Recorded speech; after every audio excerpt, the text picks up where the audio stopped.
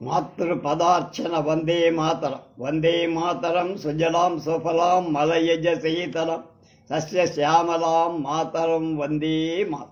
శుభ్రజ్యోత్సనా పులకితయామిని ఫుల్ల కుసుమిత ద్రుమదళ శోభిని సుహాసిని సుమధుర భాషిని సుఖదాం వరదాం మాతరం వందే మాతరం. కోటి కోటి కంఠ కలకల నినాద కరాలి కోటి కోటి భుజైర్ధృత కర కరవాలి అబలాకేను మా ఎతో బలి బహుబలధారిణీం నమామి తారి రిపుదలవారిణీం మాతరం వందే మాతరం.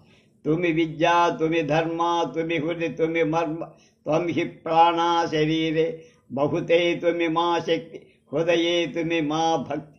తోమారై ప్రతిగమాడి ప్రతిమాగడి మందిరే మందిరే వందే మాతరం వందే.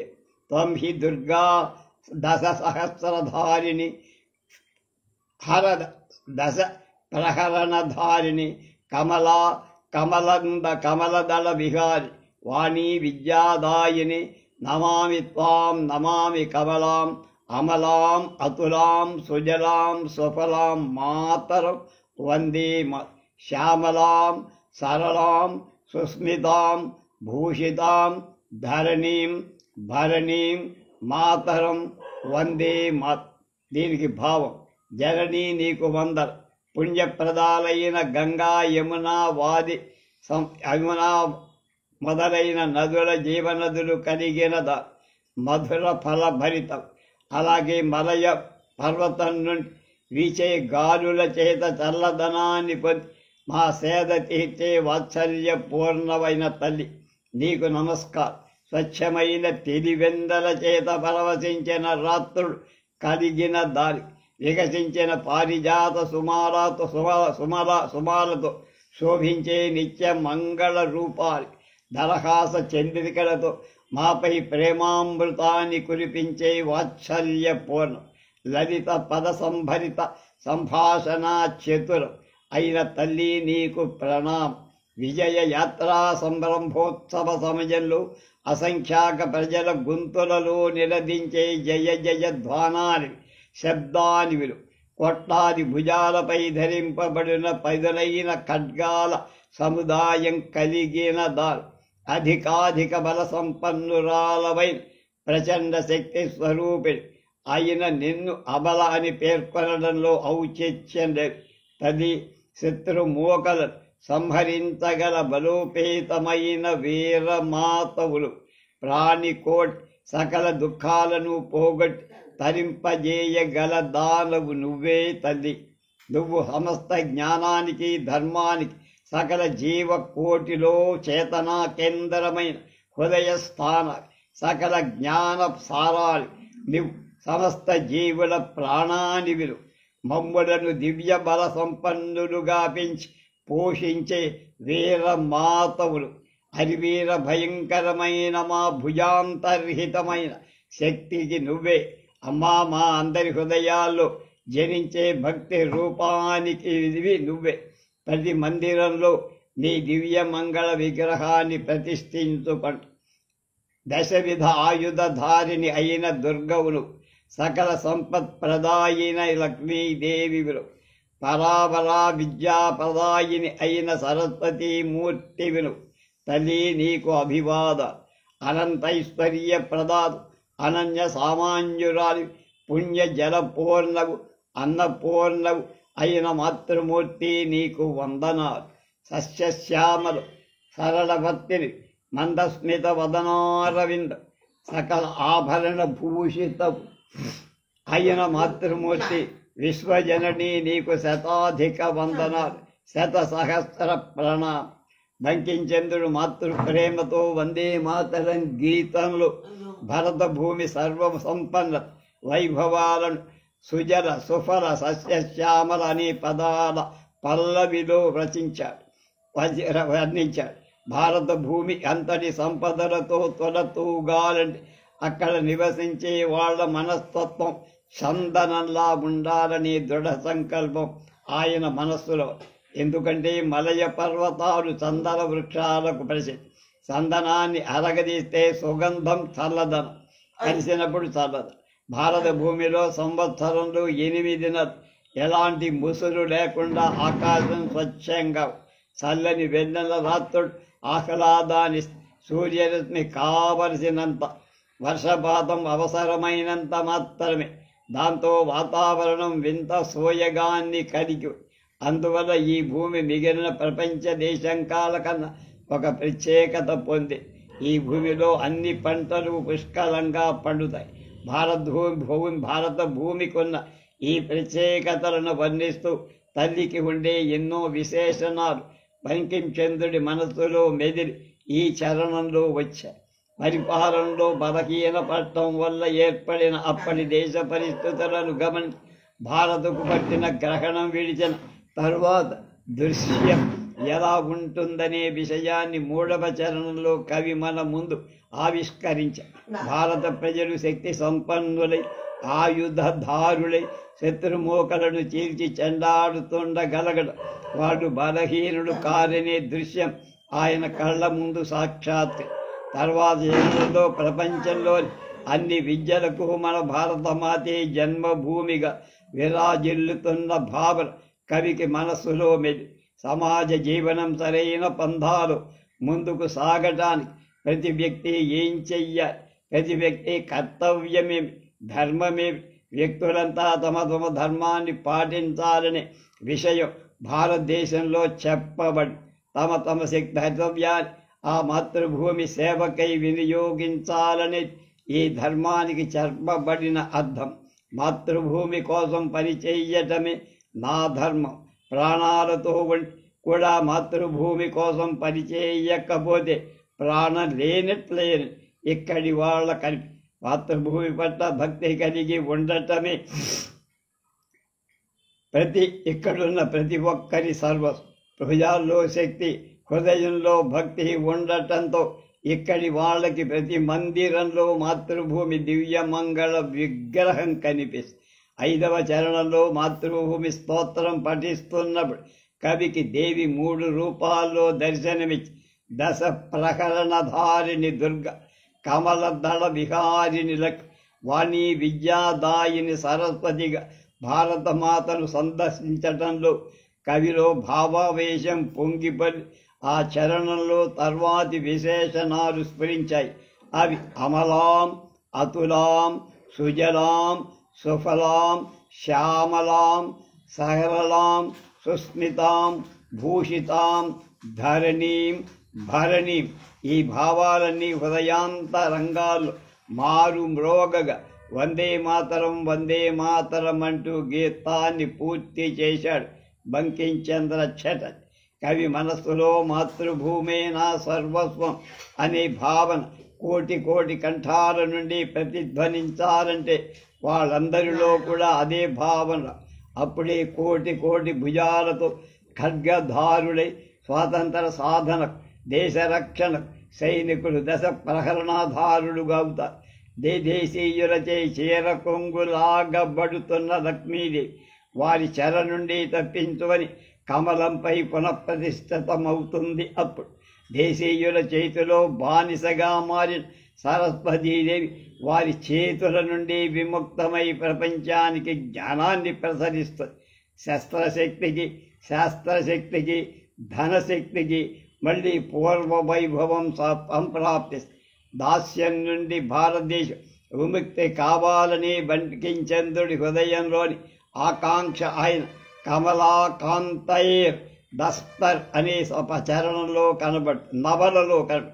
అందులో ఆయన ఇలా రాసి, నేను ఒడ్డుకు దూరంగా సాగర జలాలపై తేలియాడుతున్న తెప్పపై కూర్చొని ఉన్న, చీకటిగా ఉన్న ఒడ్డుపై ఇంకెవరూ లేరు. ఒంటరిగా ఉన్న నేను భయంతో అమ్మా అమ్మా అని అరుస్తాను. ఆ సమయంలో క్షితిజంపై అలలలో ఒక మాతృమూర్తి దర్శనమిచ్చి చిరునవ్వుతో ప్రకాశవంతమైన వెలుగులో దశభుజ శస్త్రధారి భూమి స్వరూప రత్నాలంకృత సింహవాహిని శత్రు సంహారిణి అయిన తల్లిని నేను చూసి అంతటి శోభాయమానంగా వెలుగుతున్న ఆ తల్లి చాలా దూరంగా మనమందరం ఆ సాగర జలాల్లోకి దూకి ఈదుకుంటూ ఆమె వద్దకు చేరుకుంటాం.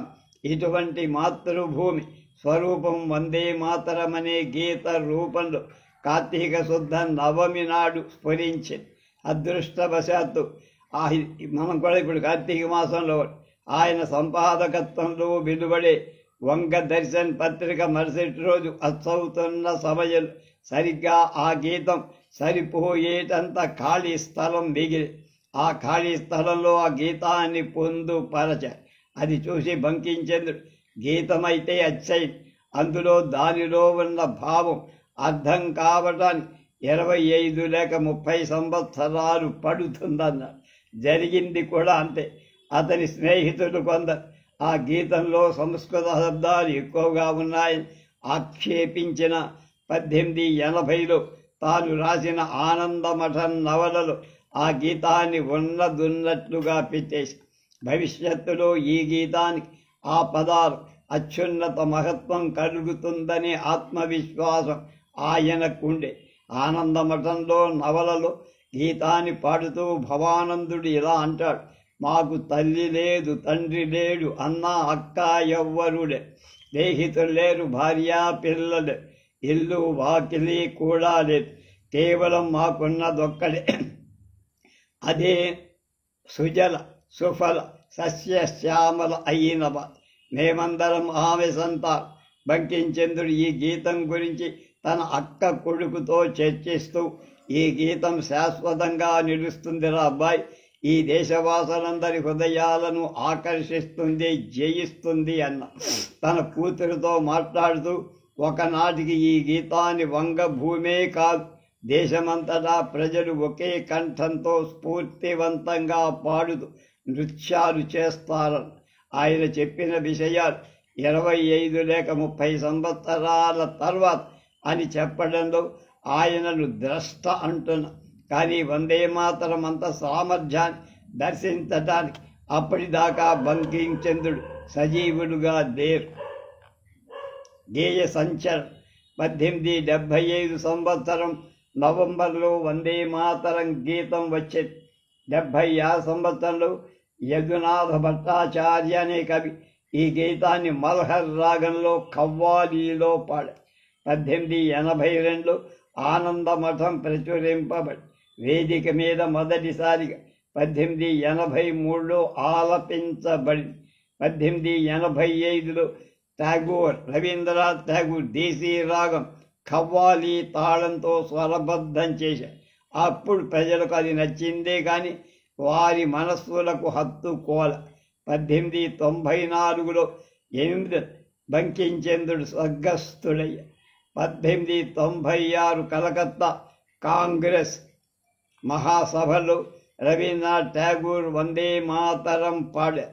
ఆ సమావేశ సమయాన్ని ఠాగూర్ దేశీ రాగంలోనే ఏకతాళలో స్వరబద్ధం చేసి ఆ సమావేశంలో మహమ్మద్ రహమతుల్లా సయానీ అధ్యక్షుడుగా ఉన్న కాంగ్రెస్ సమావేశ వేదికపై మంగళాచరణ రూపంలో వందే మాతరం పాడటం అప్పటి నుండే ప్రారంభం. అప్పుడే వందే మాతరం రాష్ట్ర గీతంగా ఉండాలి. చాలామంది, రాష్ట్రం అంటే దేశమే, దేశ గీతంగా ఉండాలని చాలామంది సూచి ఆ కాలంలో భారతీయుల మీద ఆంగ్లేయుల అత్యాచారాలు పెరుగుతూనే ఉన్నాయి. 1898లో వైస్రాయిగా వచ్చిన లార్డ్ కర్జన్ కాలంలో ఈ అత్యాచారాలు మరింత పెరిగాయి. ఆయన 1905 జూలై 20 బెంగాల్ను పాకిస్తాన్ విభజిస్తానని ప్రకటించారు. మాతృభూమి ఖండించబడుతుందనే విషయం గమనించి నిద్రిస్తున్న ప్రజానీకాన్ని మెలకువ వచ్చి నిప్పు మీద ఉన్న నివులు ఎగిరిపోయి వేలాది కంఠాలు వందే మాతరం వందే మాతరమని గర్జించాయి. 1875లో రచింపబడిన గీతం ప్రజల హృదయాల్లో అంకురించడానికి 1905 సంవత్సరం దాకా 30 ఏళ్లు బట్టి తర్వాత దాని ప్రాముఖ్యత పెరిగింది. భారతీయులకు రణఘోష అయిపోయి బెంగాల్ విభజన వ్యతిరేకించడానికి మహారాజా జ్యోతిర్మోహన్ ఠాగూర్ సమావేశం ఏర్పాటు చేశారు. సమావేశం తరువాత అందులో ఆమోదించిన తీర్మానం వైస్రాయికి తెలియజేయాలని నిశ్చయించాడు. 19 ఆగస్టు 5 వ్యతిరేకత దినాన్ని పాటించాలని నిర్ణయించారు. ఆగస్టు 7 చారిత్రాత్మకంగా చాలా ప్రాముఖ్యత కల రోజు. ఆ రోజున కలకత్తా టౌన్ హాల్లో ఎప్పుడూ జరగనంతటి పెద్ద సభ, బహిరంగ సభ సముద్రంలోనే లేచే అలల్లాగా ప్రజలు గుంపులు గుంపులుగా మధ్యాహ్న సమయాన్ని టౌన్ హాల్ వద్దకు చేరారు. ఉదయానికి కళాశాల మైదానంలో గుమికూడిన కళాశాల విద్యార్థులు వందే మాతరం నినాదాలిస్తున్నారు. తర్వాత వాళ్ళంతా మొత్తం వందే మాతరం నినాదాలతో ఊరేగింపుగా టౌన్ హాల్ వైపు బయలుదేరి మొత్తం కలకత్తా నగరమే వందే మాతరం శబ్దంతో మారుమోగి ఆ క్షణం నుండి ఆ నినాదం స్వాతంత్రోద్యమ పోరాటాన్ని పులికేకై రవీంద్రనాథ్ ఠాగూర్ స్వదేశీ ఆత్మ వందే మాతరం ఆకారాన్ని పొందింది అన్న ప్రజల్లో వెల్లువెత్తిన నిరసనలు లెక్కబెట్టకుండా 5 సెప్టెంబర్ 1 బెంగాల్ను ఆంధ్ర ప్రభుత్వం విభజించింది. కాబట్టి అక్కడ ప్రజలకు సహజంగానే బాధ ఎక్కువ. 5 అక్టోబర్ 16 బెంగాల్ విభజనకు నిరసనగా కలకత్తాలో విదేశీ వస్తు బహిష్కారం, స్వదేశీ ఆందోళన, నిషేధ దినం పాటించాలని నిర్ణయం. ఆ రోజు వయోవృద్ధుడైన రామేంద్ర సుందర్ త్రివేది ఈ విధంగా ప్రకటించారు: ఈ రోజు ఎవరింట్లో వంట చెయ్యరాదు. ఆంగ్లేయులు బెంగాల్ను 2గా విభజించిన మా దృష్టిలో మాత్రం బెంగాల్ ఒకటే. ఈ రోజు ప్రతి ఒక్కరూ గంగా స్నానం చెయ్యాలి. స్నానం చేసి తిరిగి వచ్చేటప్పుడు ఎదురింటి వారిలో ఒక్కరికి రక్ష కట్ట. ఆ రోజు ఎవరింట్లో పొయ్యి వెలగలే. కలకత్తాలోని వీధులన్నీ ఒకే ఘోష, అది వందే మాతరం. గంగానదికి దారి తీసే సందులని మనుష్యులతో నిండిపోయి శుభకార్యాన్ని సూచించే శంఖధ్వని మారుమోగి స్నానాలు ముగించుకొని వస్తున్న స్త్రీలపై పూలు చల్లారు. రవీంద్రనాథ్ ఠాగూర్ అందరితో పాటు గంగా స్నానం చేశారు. ఒకరికొకరు రక్ష కట్టుకున్నారు. పాథర్యా ఘాట్ దగ్గరలో ఉన్న ఒక అశ్వశాలలో పనిచేసే ముస్లింలు అందరినీ రవీంద్రుడు రక్షలు కట్టి ఆ దారం కట్టుకోవడంలో వారిలో బంధుత్వ భావన పులులు పెంపి ఒకరినొకరు ఆలింగనం చేసుకొని ఇటువంటి వేడుకలు మసీదుల్లో జరిగాయి. హిందూ ముస్లింలు రక్షతో దగ్గరై తర్వాత పెద్ద బహిరంగ సభలో విదేశీ వస్తువులను బహిష్కరించాలని నిర్ణయం. విదేశీ వస్తువులు వాడుతున్న వాళ్ళకి తమ సేవలను కొనసాగించమని మంగలి చాకలి వృత్తులు చేసేవాడు ప్రమాణం చేశారు. ఈ విరాట్ సభలో ఠాగూర్ వందే మాతరాన్ని పూర్తిగా పాడారు. ఈ బెంగాల్ విభజన వ్యతిరేక ఆందోళనలు అబ్దుల్ రమాల్, మౌల్వీ అబ్దుల్ ఖాసిం, అబ్దుల్ హుసేన్ తదితర ముస్లిం నాయకులు కూడా ఉన్నారు.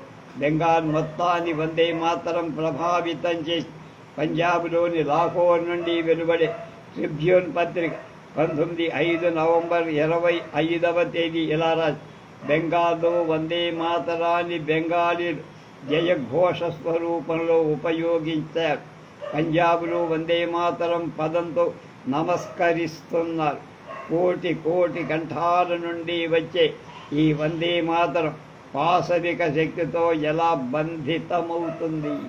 మోతీలాల్ నెహ్రూ లండన్లో ఉన్న జవహర్లాల్ రాసినటువంటి ఉత్తరంలో ఇలా: ప్రస్తుతం అలహాబాదులో కూడా వందే మాతరం అంటూ నమస్కరిస్తాం. ఆందోళన ఇదే విధంగా సాగితే నువ్వు తిరిగి వచ్చేటప్పటికి భారత్లో చాలా మార్పులు చూస్తావు. దేశభక్తులకు స్ఫూర్తినిచ్చే ఈ గీతం ఆంగ్లేయుల కంటిలో నరుసై 1905లో వాడు దాన్ని పాడరాదని నిషేధాజ్ఞలు జారీ చేసి వందే మాతరం పాడే విద్యార్థులు శిక్షించాల్సిందిగా శ్రీముఖాలు ఆర్డర్స్ వెళ్ళాయి. రంగపూర్లో 200 మంది విద్యార్థులు విద్యార్థులకు 5 రూపాయలు జరిమానా విధించి కిషోర్గంజ్ మహావిద్యాలయంలో వందే మాతరం పాడిన వాళ్ళకు ఒక విచిత్రమైన శిక్ష వేశారు. ప్రతి విద్యార్థితో వందే మాతరం చెప్పడం మా మూర్ఖత్వానికి నిదర్శనం, అది అవమానకరంగా ఉంది అని 500 సార్లు రాయించారు. ఈ శిక్షా పరిణామం ఎదురు తిరిగి విద్యార్థులు వందే మాతరంతో ప్రభావితులు. విభజన ద్వారా కొత్తగా ఏర్పాటైన తూర్పు బెంగాల్ లెఫ్టినెంట్ గవర్నర్ అయిన ఫుల్లర్ చాలా అక్రమాలు కొనసాగి తన నిరంకుశ శక్తిని ప్రదర్శించడం ఆనందాన్ని అనుభవించి వందే మాతరం చెప్పిన వాళ్ళ మీద లాఠీలు వీరవిహారం చేశాయి. చిత్తరంజన్ గుహ ఠాగూర్ మీద లాఠీ జరిగింది. చాలామందిని కొరడాలతో బాధ జైళ్లలో పడేశారు. అయినా భారతీయులు లొంగల.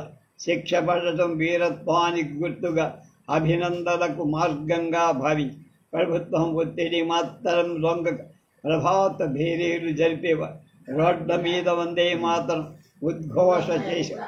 స్వదేశాన్ని మాతృరూపంలో చూడాలని తపనతో బిపిన్ చంద్ర వందే మాతరం అనే వారపత్రిక ప్రారంభించి 1905 డిసెంబర్లో వారణాసిలో కాంగ్రెస్ సభలు జరిగాయి.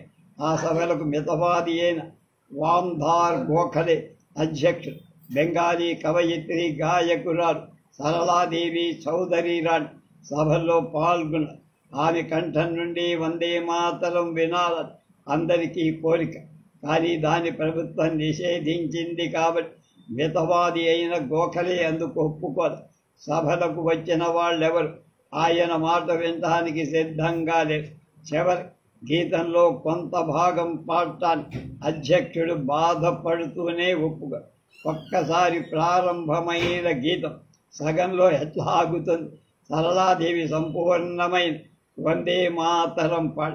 ఆ విధంగా కాంగ్రెస్ మహాసభలు వందే మాతరంతోనే ప్రారంభమయ్యాయి.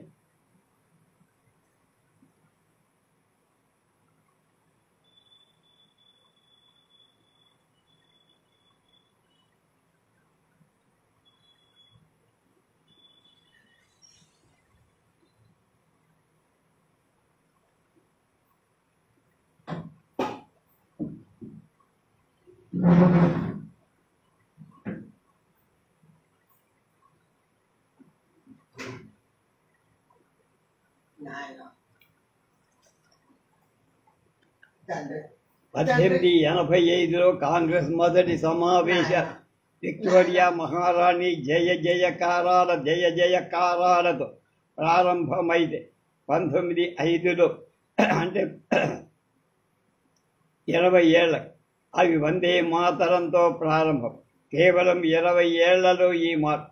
దాదాభాయ్ నవరోజీ, సురేంద్రనాథ్ బెనర్జీ, బిపిన్ చంద్ర మహర్షి, అరవింద లాంటి వారి ప్రయత్నం వల్ల స్వత్వం స్వాభిమానం జాగృతమై 1906 ఏప్రిల్ 14, 15లో బెంగాల్ ప్రాంతీయ సమావేశం భారీ పాల్లో జరపాలని నిర్ణయమై ఈ ఊరు చిన్నదే కానీ స్వదేశీ మరియు విదేశీ వస్తు బహిష్కరణ ఆందోళనలో చాలా పురోగమించి అక్కడ స్థానిక నాయకుడు అశ్విని కుమార్ దత్త అతడి నేతృత్వంలో సమావేశ ఏర్పాట్లు జోరుగా సాగాయి. వందే మాతరాన్ని నిషేధించడం వల్ల ఆ పాట ప్రజల్లో ఎక్కువ ప్రచారమై బట్టల మీద, పత్రికల మీద, ఉత్తరాల మీద ఎక్కడ చూసినా వందే మాతరం కనిపించి అది చూసి ఆంగ్ల ప్రభుత్వం ప్రజలపై అత్యాచారాలు ఎక్కువ చేసి ఈ అత్యాచారాలకు ప్రజలు ప్రతీకారం తీర్చుకునే వాళ్ళు కూడా ఉండేవారు. అలాంటి పరిస్థితుల్లో ఈ సమావేశాలు ప్రశాంతంగా జరుగుతాయి. నాయకులకు నమ్మకం లేదు. సమావేశాలు జరగకుండా ప్రభుత్వం ఆటంకం కల్పించడానికి ప్రయత్నిస్తుంది. అయినా ఎవ్వరూ వెనుకంజవే. పనిలో అదుపు లేదు. బెంగాల్ అంతటా నుండి వచ్చే దేశభక్త ప్రతినిధులు స్వాగతించడానికి భారీ సాల్ సిద్ధమై ఇంతలోనే జిల్లా మ్యాజిస్ట్రేట్ ఎమర్సన్ బహిరంగ స్థలాల్లో ఊరేగింపులు వందే మాతరం పాడరాదు అంటూ ఆజ్ఞలు జారీ. ఈ సంజీవని లాంటి మంత్రాన్ని ప్రజలు పాడకుండా ఉండలేరని వాడికి తెలుసు. ప్రజలు అణచివేయటానికి ఇదొక పాకుగా వినియోగించాలని ఆనందం. 600 మంది గోర్ఖా సిపాయిల పోలీసులను సిద్ధం చేశారు. తమ కార్యక్రమం సజావుగా జరగడానికి శక్తియుక్తులను ఉపయోగించాలి. స్వదేశీ నాయకులను తెలుసు. ప్రతినిధులను స్వాగతిస్తున్నప్పుడు వందే మాతరం పాడం అనే హామీని మ్యాజిస్ట్రేట్కి ఇచ్చారు అశ్విని కుమార దత్. ఏప్రిల్ 13 తెల్లారి వందలాది ప్రతినిధులు జలమార్గంలో బారిసాలు చేర పడవల్లోనే వందే మాతరం పాడరాదనే ఆజ్ఞ గురించి వాళ్ళకి తెలుసు. అది పాడకుండా పడవలు దిగటానికి వాడు మనసు సిద్ధంగా లేవు. కాబట్టి నౌకల్లోనే కూర్చున్న సాయంత్రం సురేంద్రనాథ్ బెనర్జీ భారీ పాల్ చేర అందరూ నిశ్శబ్దంగా ఉండటం చూసి ఆశ్చర్యపోయి వందే మాతరం వినపడటం లేదెందుకని అడిగితే స్థానిక నేతలు విషయాన్ని చెప్పారు. వందే మాతరం నినాదాలు లేకుండా సమావేశం అనే ఆలోచన ప్రతినిధులు ప్రజలులాగే ఆయనకి నచ్చదు. అప్పుడు ఒక నిర్ణయం చేశారు. వందే మాతరం పాడమని స్థానిక నేతలు ఇచ్చిన మాట స్వాగత కార్యక్రమం వరకు పాటించాలనేది ఆ నిర్ణయం. అందరూ నిశ్శబ్దంగా సమావేశ స్థలం చేరారు. సమావేశం రోజు తెల్లారి ఊరేగింపు మీద లాఠీలు ప్రయోగించాలి పోలీసులకు ఆజ్ఞ వచ్చి ఊరేగింపు ప్రతినిధుల వసతుల నుండి సమావేశ స్థలం వరకు జరగ. ఊరేగింపు తర్వాత సమావేశానికి అధ్యక్షులుగా బారిస్టర్ అబ్దుల్ రసూల్ ఉండ. ఆయన భార్య ఒక ఆంగ్ల యువతి. ఆంగ్ల ప్రభుత్వాన్ని ఎదిరించటం దేశద్రోహం అనుకోవద్దు. కానీ ఆమె ధైర్యం తన భర్తతో పాటు ఊరేగింపు అగ్రభాగంలో నడుస్తారు. ఊరేగింపు ఇంకా ప్రధాన రహదారులోకి రాకముందే వందే మాతరం నినాదాన్ని ఉచ్చరించకముందే లాఠీలు జడిపించారు పొడి. దాంతో ఆకాశాన్ని ఛేదించేలా వందే మాతరం గర్జనలు వినిపి లాఠీ దెబ్బలతో రక్తం కారుతూనే ఉంది. అయినా నోటి నుండి వందే మాతరం ఆగలా. ఆ ఊరేగింపులో చాలామంది నాయకులు పాల్గొని అమృత బజార్ పత్రిక సంపాదకుడు మోతీలాల్ ఘోష్, భూపేంద్రనాథ్ బస్, అప్పటికి యుక్త వయస్కులైన బిపిన్, అరవింద ఘోషులు తదితరులు. వాళ్ళంతా లాఠీ దెబ్బలు తిన్నారు. కొందరివైతే పోలీసులు బూటు కాళ్లతో కొట్టారు. వందే మాతరం బ్యాడ్జీలు చొక్కాలపై ఉంటే పోలీసులు లాగి పారేశారు. ఊరేగింపు ముందుకు వెళ్లకుండా చేశారు. తర్వాత కొందరిని అరెస్ట్ చేశారు. అందులో సురేంద్రనాథ్ కూడా పట్టుకోబడిన వారిలో సురేంద్రబాబును వెంటనే మ్యాజిస్ట్రేట్ దగ్గరకు తీసుకువెళ్లాలనుకున్నారు. అయితే సెలవు రోజు కావడం వల్ల మ్యాజిస్ట్రేట్ ఇంటికి తీసుకెళ్లారు. అక్కడ సురేంద్రబాబు విమర్శంతో పోలీసులు చాలా అత్యాచారాలు చేశారని చెప్పి ఆ విధంగా చెప్పడం న్యాయస్థానాన్ని అవమానించడమేనని అందుకు 200 రూపాయలు, ఊరేగింపులో పాల్గొన్నందుకు 200 జరిమానా విధించారు. సమావేశం ఎలాగైనా జరిగి తీరాలని, తాము అక్కడ స్వయంగా లేకపోతే గందరగోళం అవుతుందని జరిమానా కట్టి విడుదలయ్యాడు. అక్కడ సమావేశం ప్రారంభమైంది. అబ్దుల్ రసూల్ పనిచేస్తూ హిందూ, ముస్లిం, ఈసాయిలంతా ఈ పోరాటంలో కలిపి పని చెయ్యాలని చెప్పి మోతీలాల్ మధ్యాహ్నం జరిగిన లాఠీచార్జీ విషయమై మాట్లాడాడు. అలా ఉపన్యాసాలు జరుగుతుండే వెనక నుండి వందే మాతరం నినాదాలు వినిపి. ఎందుకంటే అప్పుడే సురేంద్రబాబు సభా మంటపంలోకి అడుగుపెట్టి అది చూసి మొత్తం ప్రతినిధులు వందే మాతరం నినదించి సురేంద్రబాబు వేదిక మీదకి సమీపించి మాట్లాడటానికి ఉద్యుక్తులయ్యారు. అయినా ప్రతిధ్వనిస్తున్న నినాదాల మధ్య ఆయన అవకాశం చాలాసేపటి దాకా దొరకదు. ఆ రోజు ఆయన ఉపన్యాసం తర్వాత ప్రతినిధులు రోడ్ల మీద వందే మాతరం వందే మాతరం అంటూ అలా ఇళ్లకు వెళ్ళారు. సురేంద్రబాబుకు అవమానం జరగడంతో బారిసాల్ ప్రజలు చాలా బాధపడి సభలో ఒక తీర్మానం ఆమోదించారు. ఏ స్థలంలో ముందు రోజు పోలీసులు అత్యాచారాలు చేశారో అక్కడే ఒక స్మృతి స్తంభం నిర్మించాలి.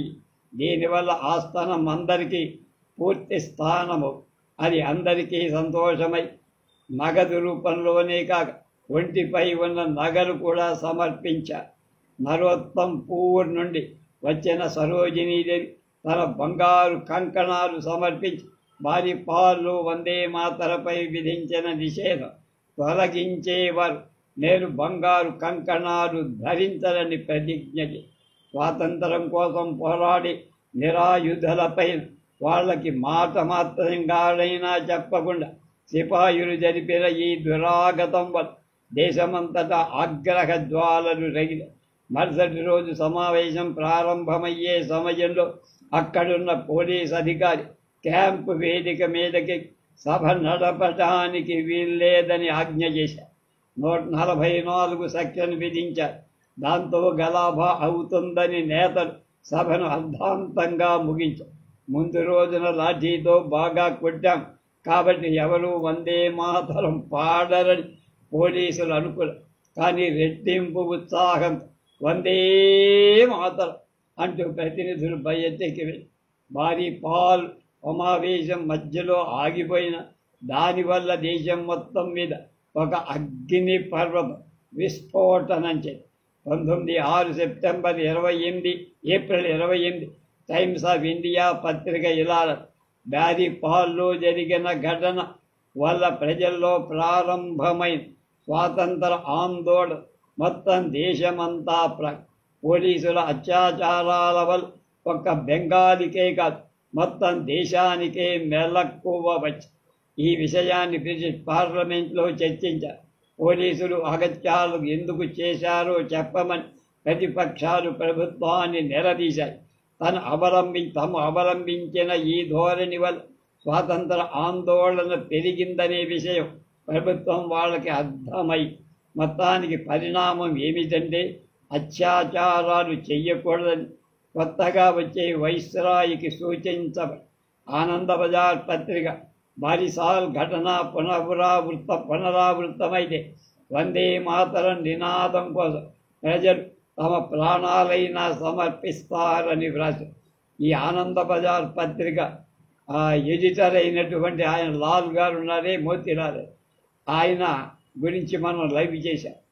వంగ భాష పత్రిక వందే మాతరం అనే మృత్యుంజయుని చైతన్యం అని వర్ణించి ఆగస్టు 6 వందే మాతరం బెంగాలీ భాషలో ప్రారంభమైన బెంగాలీ ఆంగ్ల డిసెంబర్ 26 కలకత్తాలో జరిగిన కాంగ్రెస్ సమావేశం వివేకానందుని శిష్యురాలు సోదరి నివేదిత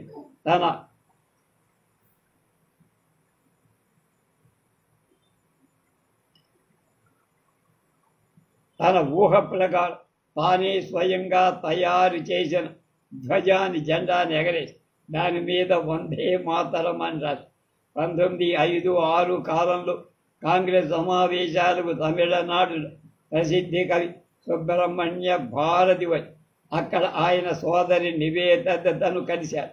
సోదరి నివేదిత ఆయన గురువుగా భావించారు. బిపిన్ చంద్రపాల్ తమిళనాడు ప్రాంతంలో సంబంధం కలిగి ఉండేవాడు. 1906 మద్రాసులో మెరీనా బీచ్లో భవ్యమైన బహిరంగ సభ వేలాది ప్రజలు పాల్గొన్న పోలీసులు గట్టి భద్రతా ఏర్పాటు చేశారు. ఆ సభలో బిపిన్ చంద్ర మాట్లాడారు. వందే మాతరం నినాదాలు మోగుతూనే ఉన్నాయి.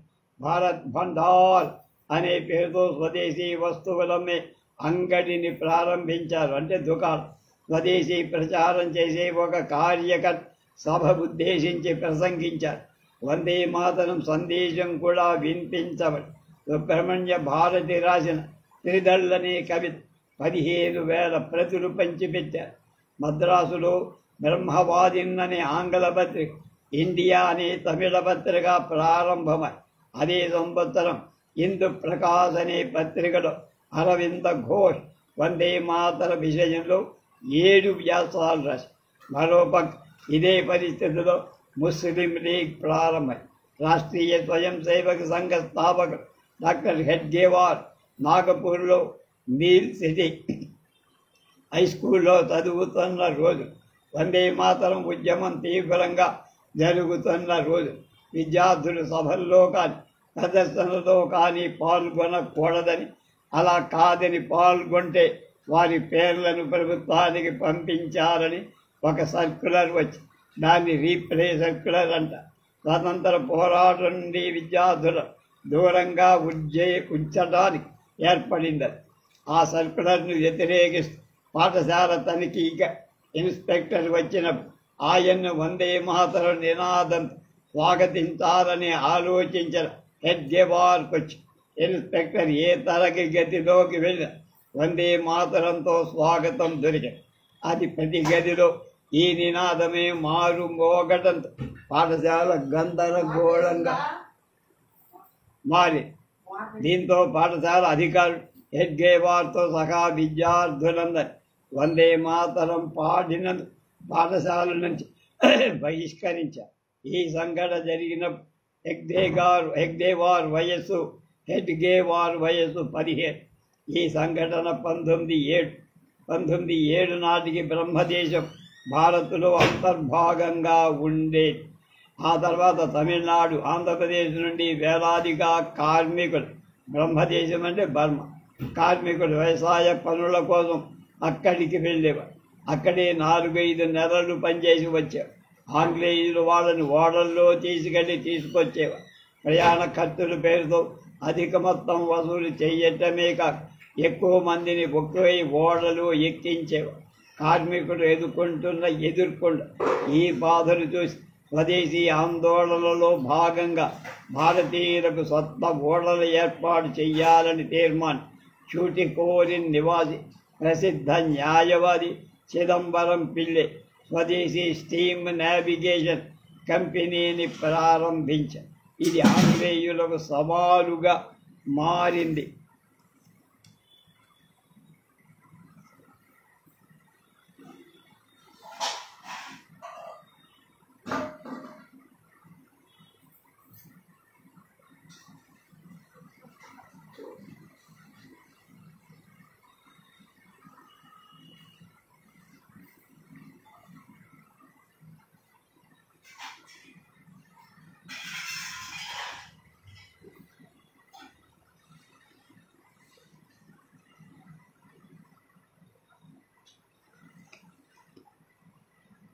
ఆంగ్లేయులు నావల్లో ప్రయాణ ఛార్జీలు చాలా వరకు తగ్గించారు. దానికి చిదంబరం పిల్లై, సుబ్రహ్మణ్యం శివ వేరే పద్ధతిలో జవాబిచ్చారు. చుటికోరిన్ కోరన్ మిల్స్ ఉండే దాని సంస్థాపకుడు, సంచాలకుడు ఆంగ్లేయ. అక్కడ పిల్లై, సుబ్రహ్మణ్య శివ కార్మికుల ఆందోళన ప్రారంభించారు. అక్కడి కార్మికులు పిల్లై స్వదేశీ స్టీమ్ నావిగేషన్ కంపెనీ కార్మికుల బాధలు కళ్లకు కట్టినట్టు వివరించారు. 1908 ఫిబ్రవరి 27 కార్మికులంతా సమ్మె చేశారు. వందే మాతరం నినాదంతో అనేక ఊరేగింపులు జరిపారు. దాంతో కార్మికుల కోరికలన్నింటినీ ఆంగ్లేయులు ఒప్పుకున్నారు. చూటికోరిన్లో 15 సంవత్సరాల బాలు వందే మాతరం అన్నందుకు బెత్తపు దెబ్బల శిక్ష విధించి వెంటనే మార్చి 14 4,000 మంది ప్రజలు ఊరేగింపు జరిగారు. చూటికోరిన్ చుట్టుపక్కల గ్రామాల్లో బంద్ పాటించారు. అప్పుడు జరిగిన కాల్పుల్లో తిరుపట్ట కుమార్ అనే బాలుడు అతడు మరణించే సమయాన్ని చేతిలో ధ్వజాన్నుంచుకొని వందే మాతరం అన్నాడు. చిదంబరం పిల్లే భారత మాతా సంఘ్ అనే పేరుతో ఒక విప్లవకారీ సమితిని ప్రారంభించి దాని ద్వారా వందే మాతరం చాలాసార్లు ప్రచురింపబడి అందువల్ల ప్రజలు వందే మాతరం పిల్లై అంటారు. తిరువల్లై జిల్లా మేజిస్ట్రేట్ వించ్ చిదంబరం పిల్లేని అవమానపరిచి చంపుతానని బెదిరించాడు. ఏం చేసినా సరే స్వాతంత్రం కోసం వందే మాతరం పాడి తీర్త అన్నాడు పిల్లి. దాంతో అతడు అరెస్ట్ చెయ్యబడ్డాడు. ఈ సంఘటనపై సుబ్రహ్మణ్య భాట్ 2 కవితలు రాశాడు. ఒకటి శ్వేత ప్రభు వించి కథనం కాగా రెండవది దేశభక్త చిదంబరం పిల్లై జవాబు. వందే మాతర నినాదం ప్రభుత్వాధికారులకు ఇష్టం లేదనే విషయం పిల్లలకు కూడా అర్థమై కోతి చేతికి మండే అగ్గిపుల్ల ఇచ్చిన చందవై పోలీసు కనిపిస్తే అతడి ఎదుట వందే మాతరం చెప్పి పారిపోవటం ఆటగా మారి 1857 జరిగిన స్వాతంత్ర సంగ్రామాన్ని 1908 మే 10 నాటికి 50 ఏళ్లు పూర్తి. ఆ రోజు లండన్లోని ఇండియా హౌస్ సభా ప్రాంగణంలో స్వాతంత్ర వీర సావర్కర్ నేతృత్వంలో పెద్ద సభ జరిగింది. ఆ రోజు ఇండియా హౌస్కు వెళ్లే దారంతా వందే మాతర నినాదం. సావర్కర్ గంభీరమైన ఉపన్యాసం తర్వాత వందే మాతరం అని ఉద్ఘాటిస్తూ స్వాతంత్ర సమరంలో మరణించిన వీరులందరూ వందనాలు అర్పించి బెంగాల్లో వందే మాతరం అనే పత్రిక 1906 ఏప్రిల్ 6 ప్రారంభం.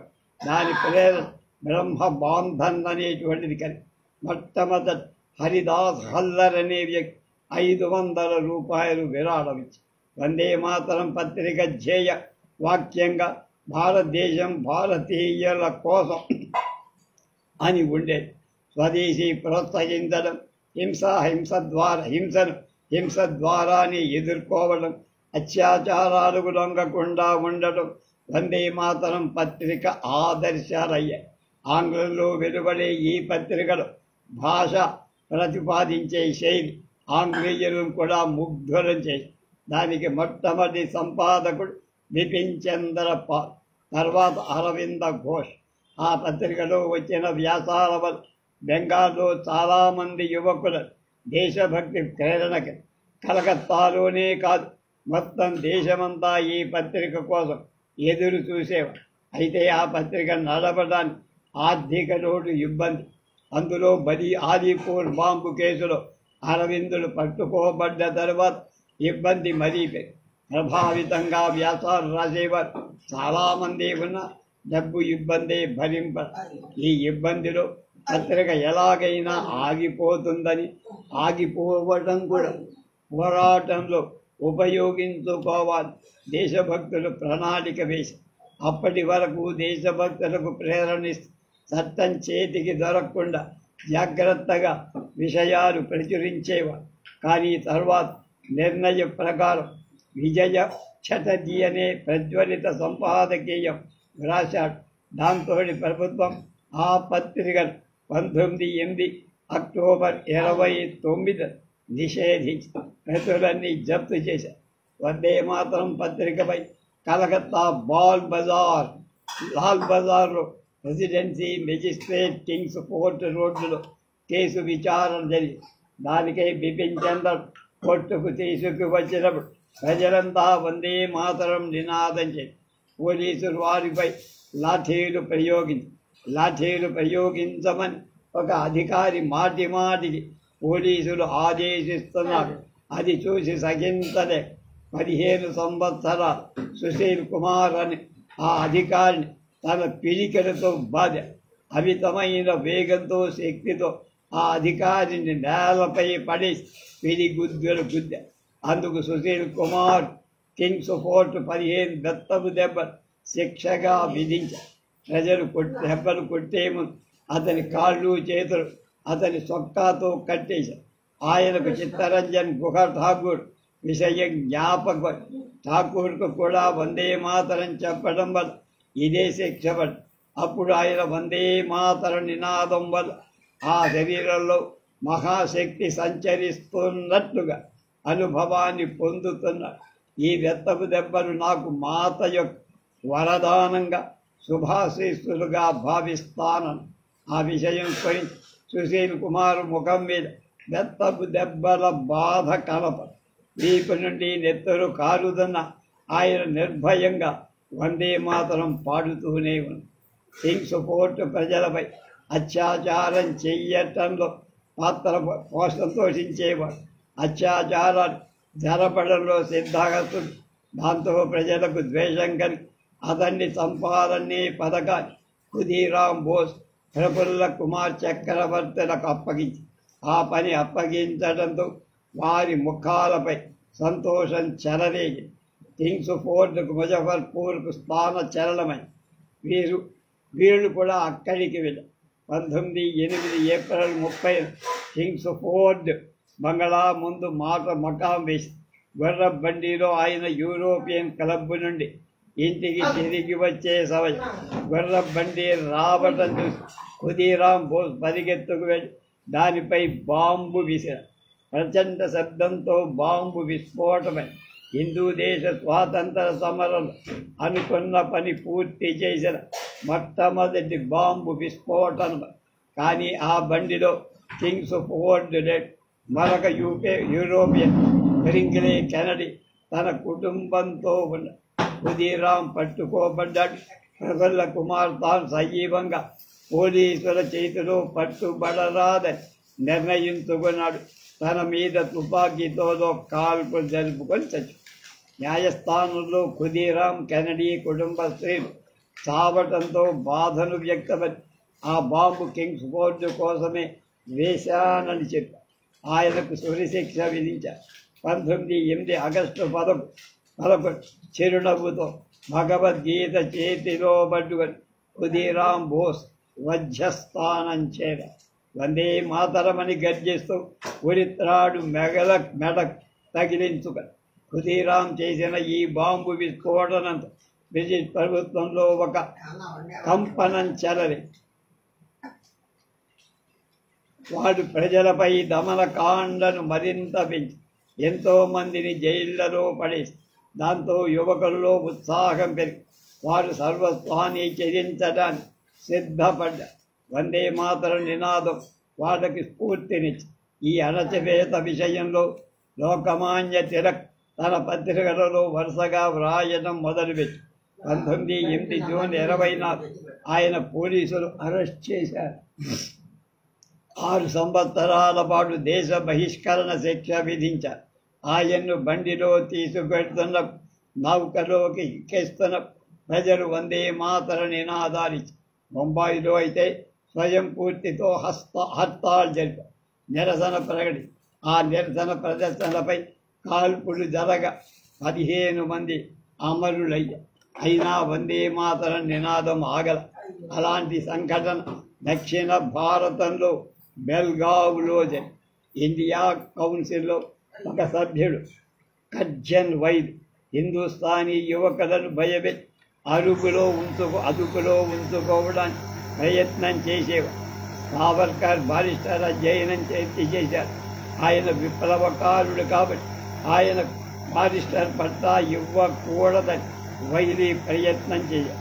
లండన్లో విప్లవకారులకు పోషకుడుగా ఉన్న పండిత్ శ్యామ్జీ కృష్ణవర్మ లండన్లో ఉండకుండా వెళ్ళగొట్టే ప్రయత్నం చేసి ఎవరిని చూసి మదన్ లాల్ డింగ్రాకు పాపం నేషనల్ ఇండియన్ అసోసియేషన్ యొక్క సమ్మేళనాన్ని 1909 జూలై 1 కర్జన్ నైలి వచ్చి సభ పూర్తయిన తర్వాత అందరూ వెళ్ళిపోతుంటే డింగ్రా కర్జన్ వైలి ఎదుటకు వెళ్ళి ఆయన మీద తుపాకీతో కాల్పు కర్నల్ వైలి అక్కడికక్కడే కూలిపోయి పోలీసులు డింగ్రాను పట్టుకొని అప్పుడు డింగ్రా దగ్గర 2 పిస్తోళ్లతో పాటు న్యాయస్థానంలో చెప్పాల్సిన తన వాదన సిద్ధంగా ఆ వాదన బయటికి రాకుండా పోలీసులు చాలా ప్రయత్నం చేశారు. కానీ పండిత శ్యామ్జీ కృష్ణవర్మ సావర్కర్ల తదితర విప్లవకారుల ప్రయత్నం ద్వారా ప్రపంచంలో ఎన్నో వార్తాపత్రికలు ఛాలెంజ్ అనే పేరుతో ఈ వాదన ప్రచురితం అయ్యింది. అందులో డింగ్రా ఇలా రాసి దేశభక్త హిందుస్థానీ యువకుల చంపడం, దేశ బహిష్కార శిక్షలు విధించడానికి ప్రతీకారంగా నేను ఒక ఆంగ్లేయుణ్ణి వధించా. ఇందువైనందు నేను నా ఆలోచన ప్రకారం నా దేశం మీద జరిపిన ఆక్రమణ ప్రతీకారం తీర్చుకోవడం వల్ల నా పట్ల దేవుడికి అభిమానమే ఉంటుందనుకుంటా. తల్లికి సమర్పించడానికి నా దగ్గర సొంత నెత్తురు తప్ప ఇంకేం లేదు. కాబట్టి దాన్నే నేను సమర్పిస్తున్నా. ఆత్మ బలిదానం ఎలా చెయ్యాలనే పాఠం ప్రస్తుత పరిస్థితిలో హిందూ దేశానికి అవసరం.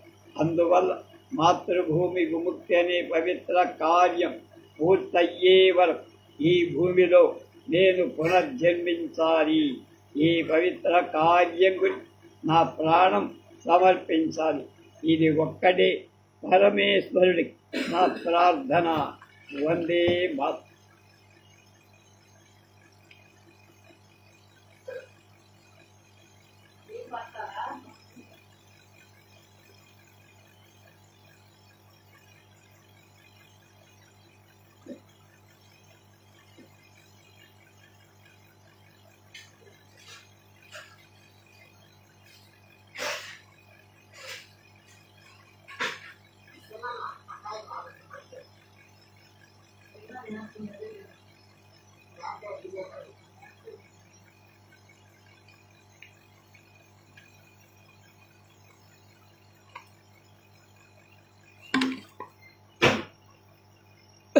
మాణిక్తోరా కుట్ర కేసులో విప్లవకారుల్లో ఉన్న నరేంద్ర గోస్వామి మిగిలిన విప్లవకారులకు వ్యతిరేక ప్రభుత్వ సాక్షిగా మారి తద్వారా తను ఈ కేసు నుండి బయటపడటంతో అతన్ని చంపాలని విప్లవకారుడు కనకయ్యలాల్ సత్యేంద్రనాథ్ బోసులకు ఆ బాధ్యత అప్పగించారు. ఆదిపూర్ జైలులోని వైద్యశాలలో పోలీసుల కాపలాలు నరేంద్ర గోస్వామి ఉంచారు. తనకు కడుపు నొప్పి ఉందని సత్యేంద్రనాథ్ కూడా ఆ వైద్యశాలలో నరేంద్ర దగ్గరకు చేరారు. ఈ కడుపు నొప్పి సహించలేను కాబట్టి నీలాగా నేను ప్రభుత్వ సాక్షిగా మారతానని నరేంద్రకు విశ్వాసం కలిగి ఆ విధంగా అతడికి దగ్గరై 1908-31 నరేంద్రుడు చంపేసి ఈ సంఘటన ప్రజల్లో ఆందోళన రేకెత్తి నీకు పిస్తోళ్లు ఎలా దొరికాయని వీళ్ళిద్దరినీ పోలీసులు ప్రశ్నించగా ఖుదీరాం యొక్క దయ్యం నాకు పిస్తోల్ ఇచ్చిందని చెబుతూ కనకయ్యలాల్ పక్క అన్నారు. కనకయ్యలాల్ పోలీసులకు చెప్పారు. ఈ జవాబు కలకత్తా వాసులు తమ హర్షాన్ని శంఖనాదంతో ప్రకటించి బెంగాల్లో తమ సంతోషం ప్రకటించడానికి మహిళలు కూడా శంఖనాదం చేసే అలవాటు వాళ్ళు కూడా చేశారు.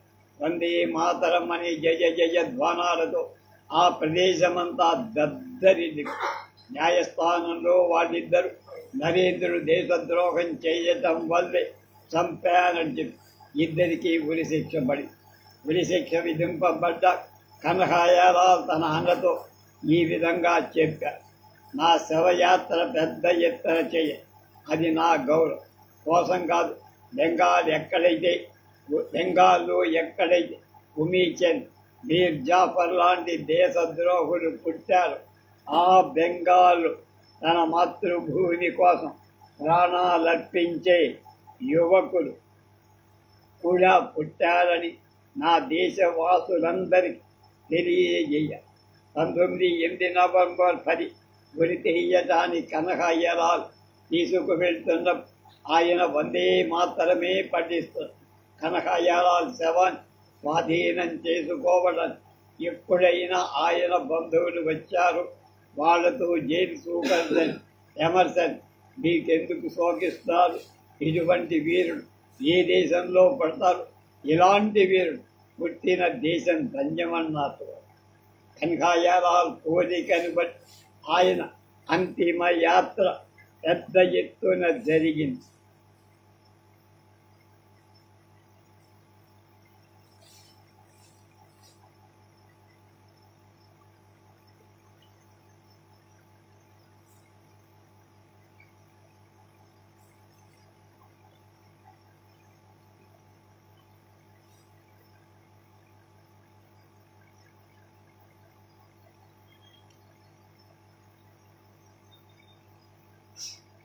కనకయ్యలాల్ అంతిమయాత్ర భవ్యంగా జరగటాన్ని చూసి సత్యేంద్రనాథ్ శవాన్ని బంధువులకు అప్పగించరాదని ప్రభుత్వం నిర్ణయించి 19 నవంబర్ 21 వందే మాతర నినాదమిస్తూ సత్యేంద్రనాథ్ గురితాడు బిగించుతారు. అదే అనుభవం మాస్టర్ అమీరీంద్ర చంద, బాలముకుంద, అవధ బిహారీ విషయంలో కూడా చివరి క్షణంలో తనను కలవటానికి వచ్చి తన భార్య రామసఖితో బాలముకుంద్ ఈ విశ్వమంతా ఒక మాయ, ఎవరు పుట్టారో వాళ్ళు మరణించడం కాదు. దేశ స్వాతంత్రం కోసం నేను నా ప్రాణాలు సమర్పిస్తున్నా కాబట్టి నువ్వు ధన్యురాలివని ఆమెను ఓదారు. రాత్రి బాగా పొద్దుపోయి 1915 మే 8 ఉదయాన్నే లేచి స్నానం ప్రార్థన చేసి వాడు సిద్ధమయ్యారు.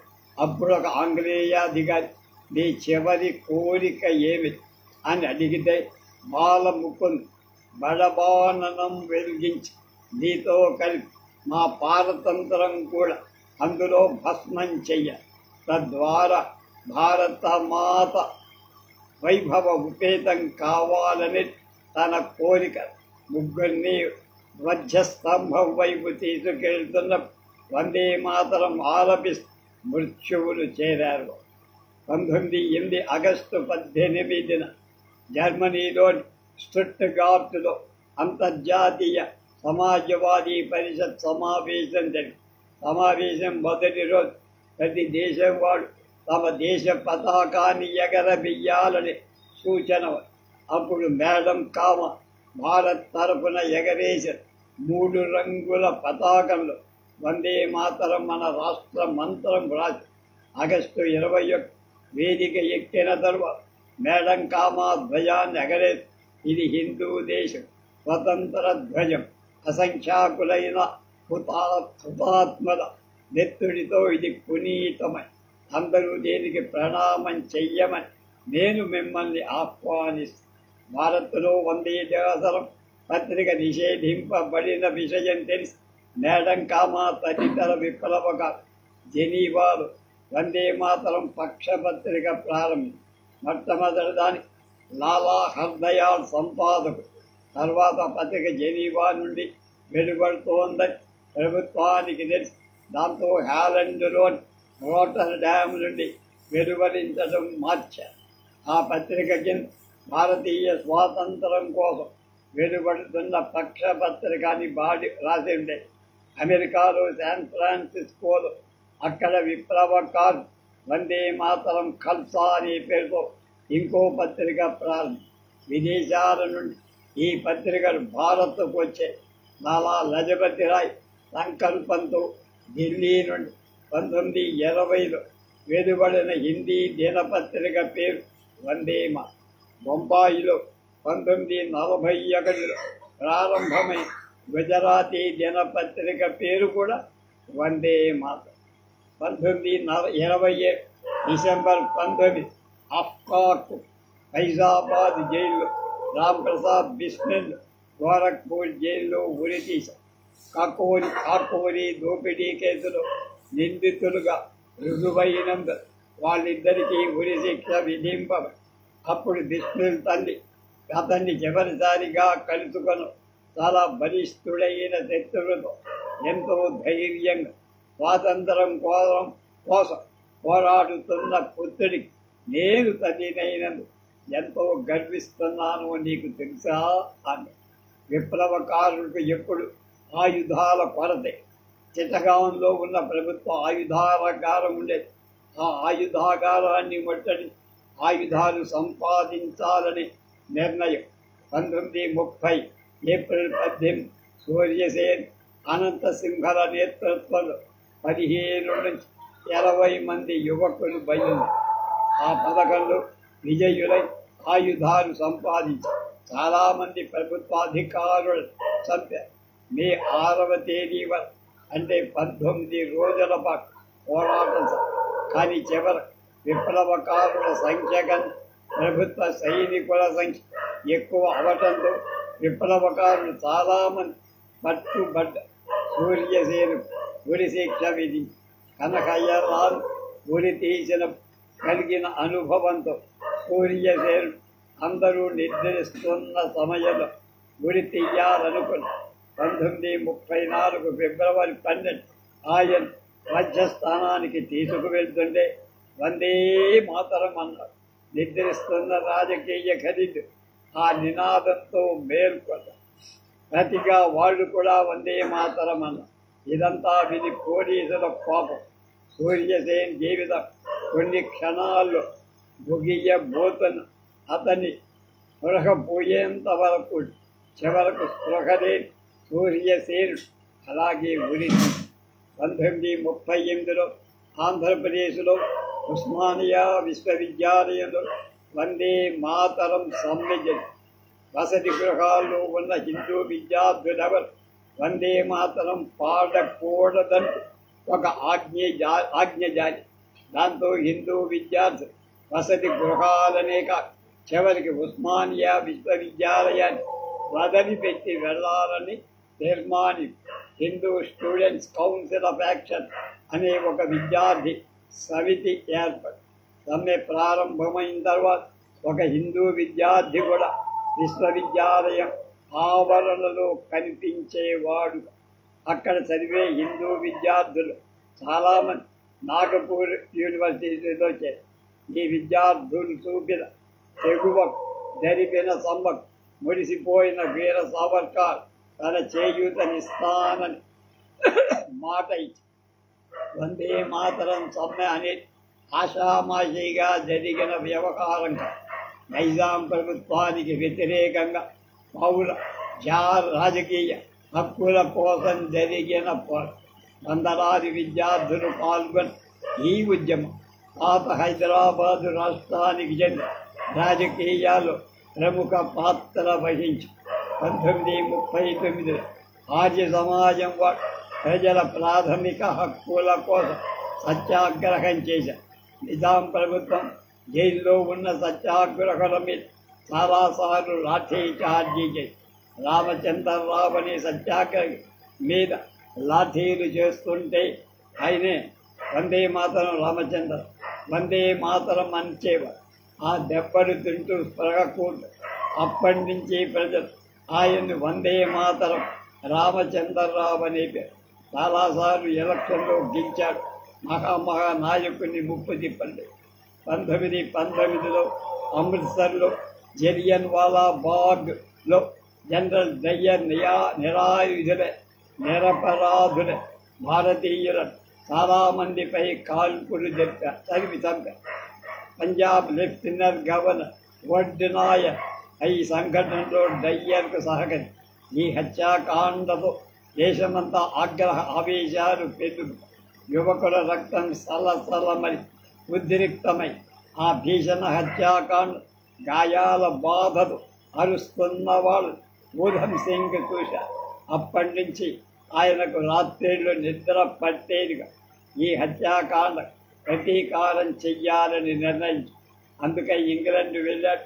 అప్పటికి జనరల్ డయ్యర్ మరణించాడని, వడ్నాయర్ లండన్లో ఉంటున్నాడని 1940 మార్చి 13 లండన్లో కాక్స్టన్ హాల్లో ఒక సభలో భారత మంత్రి లార్డ్ జేట్ల్యాండ్ సర్ మైఖేల్ వడియార్ మాట్లాడవలసి అక్కడే వాళ్ళిద్దరినీ హతమార్చాలని నిర్ణయంతో ఒక పిస్తోల్ ఒక కత్తితో ఊధమ్ సింగ్ సమావేశ హాలుకు చేరారు.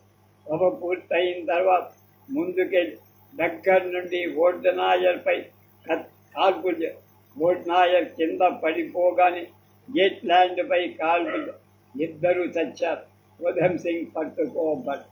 కోర్టులో ఎప్పుడైనా చెప్పుకోవాల్సింది ఏదైనా ఉందా అని న్యాయాధికారి అడిగితే ఊధమ్ సింగ్ ఇలా ఆంగ్లేయుల అన్యాయాలను భారత్లో తినడానికి తిండి లేక చాలామంది చనిపోతారు. వడ్నాయర్ గవర్నర్గా ఉన్న జరిగిన జలియన్ వాలా బాగ్ హత్యాకాండ నేను ప్రత్యక్షంగా చూసి ఆ హతక సామ్రాజ్యాన్ని నేను పూర్తిగా ద్వేషిస్తాను. వడ్నాయర్ చంపి ఆ జరిగిన హత్యాకాండ ప్రతీకారం చెయ్యకపోతే హిందూ దేశానికే అవమానం. అందువల్ల నేను నా మాతృభూమి కోసం బలిదానం చేస్తాను. 1940 జూలై 31 ఆయన్ను ఉరి తీశారు. ఈ విధంగా ఎంతోమంది విప్లవక వందే మాతరం వివాద సాక్షి నినాద సాక్షిగా తమ జీవన వికసిత పుష్పాలు మాతృభూమి చరణాల సమర్పించి వందే మాతరం పదాలు ఆ విధమైన పూర్తి చైతన్యం ఇచ్చే గుణాలు బంగారం ఇనుము అయ్యాయి. ఈ విధంగా ఉజ్వలమైన చరిత్ర గల వందే మాతరం ఎందరికో స్ఫూర్తినిచ్చి స్వాతంత్ర సమరానికి ఇది సంజీవినిగా పనిచేయి. కానీ స్వాతంత్రం వచ్చిన తర్వాత అది రాష్ట్ర గీతం కాల. ఎందుకు 1905లో కాంగ్రెస్ సమావేశాలు అధ్యక్షుడుగా ఉన్న మాంభార్ గోఖలే వందే మాతరంతో పాడడం ఆంగ్లేయుకు నచ్చలేదేమో అనే భయంతో పాడటానికి అనుమతి. కానీ ప్రతి తెలుగుల ఒత్తిడితో కొంత భాగం పాడతారు. 23 కాకినాడు కాంగ్రెస్ సమావేశాలు మహమ్మద్ అలీ అధ్యక్షుడు. మొదట్లో వందే మాతరం పాడటానికి పండిత విష్ణు దిగంబర్ పురస్కార్ తయారైతే అధ్యక్షుడు వ్యతిరేకించాడు. మహమ్మద్ అలీ లేచి సభ నుండి బయటికి వెళ్ళాడు. అప్పటికీ ఖిలాఫత్ ఉద్యమం జరిగి ఎక్కువ కాలంగా ఆ ఉద్యమంలో హిందూ ముస్లింలు భేదం లేకుండా అందరూ వందే మాతరాన్ని పాడు. అప్పుడు ఏ ముస్లిం కూడా దాన్ని ఆక్షేపం. షోలాపూర్లో అమరుడైన నలుగురిలో ఒకరి పేరు ఖుర్బాన్ హుస్సేన్. ఉరిశిక్ష విధింపబడుతున్న ఆవేశంతో వందే మాతరం పాడు. ఇవన్నీ మరిచిపోయి మహమ్మద్ అలీ దాన్ని పాడేందుకు వ్యతిరేకం. మౌలానా రేజా ఉల్ కరీం బంకించంద్ర ఓ ముసల్మాన్ నమాజ్ అనే పుస్తకం రాదు. అందులో వందే మాతరం అంటే తల్లికి వందనం, తన దేశాన్ని తల్లి అనుకోవడంలో తప్పేం లేదని.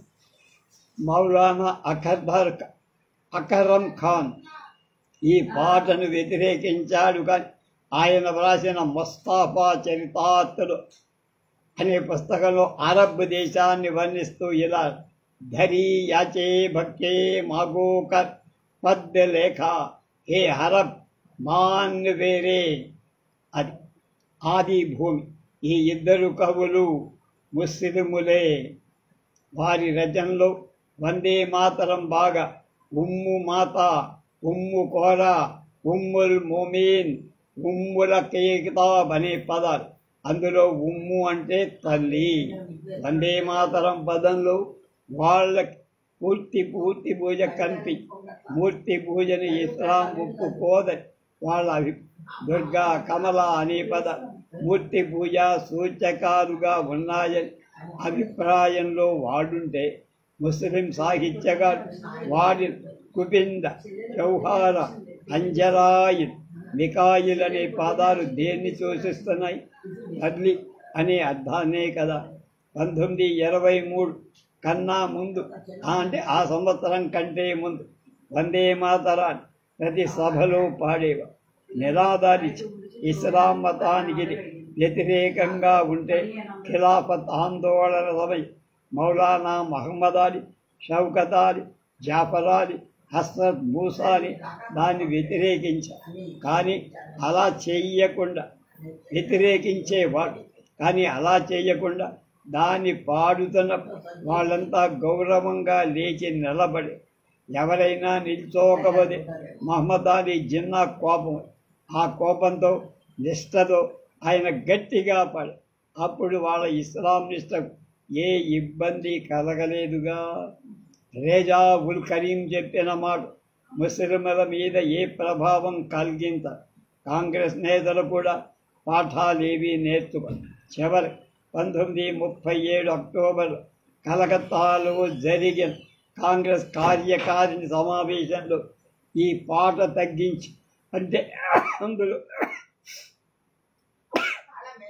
2 చరణాలు మాత్రమే ప్రారంభమై అయినా ముస్లింలకు సంతోషంగా 1938 మార్చి 17 జిన్నా నెహ్రూతో ఆ పాట మొత్తం తీసేయాలని చెప్పి దాన్ని నెహ్రాలు ఒప్పుకో. ఆ విషయమే ఆయన గాంధీతో చర్చ. అప్పుడు గాంధీ ఇలా హిందూ ముస్లింలు ఒక చోట చేరి వందే మాతరం మీద కొట్లాడటం గ్రహించలే. బహిరంగ స్థలాల్లో దాన్ని పాడరా.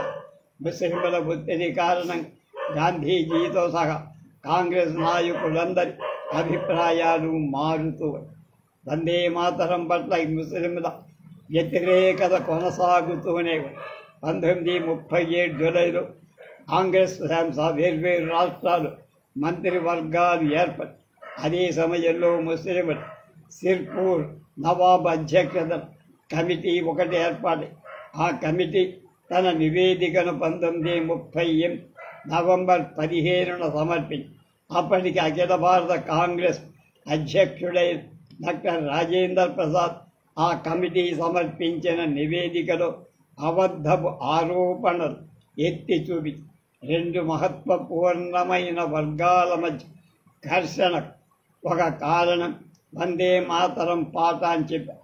ఈ పాట గత శతాబ్దపు 8వ దశకంలో రచింపబడి ఈ శతాబ్ద ప్రారంభం బెంగాల్ మాత్రమే కాక అన్ని ప్రదేశాల్లో అందరికీ అది ప్రీతి పాత్ర. అప్పటి నుండి కాంగ్రెస్ మరి ఇతర సమావేశాలు అది నియమితంగా పాడబడి బారిస్టర్ చిన్న గత 15 సంవత్సరాలు కాంగ్రెస్లో ప్రముఖ కార్యకర్తగా ఉంది. అప్పుడు ఎన్నోసార్లు ఈ పాట పాడబడిన ఆయన దీనిపై ఏ విధమైన ఆరోపణ చేయి. ఖిలాఫత్ ఆందోళన కాలంలో దేశమంతటా పాడారు, కానీ అప్పుడు కూడా దాన్ని ఎవరు వ్యతిరేకించరు. ఇప్పుడు మాత్రం వ్యతిరేకం అని రాజేందర్ ప్రసాద్ వ్యాఖ్యానం. గాంధీజీ 1923 వరకు తాను వ్రాసే ఉత్తరాల మొదట్లో వందే మాతరం అనే రాసేవారు. 27 వరకు వందే మాతరం ఒక అఖిల భారత జాతి గీతమని ఆయన అభిప్రాయం.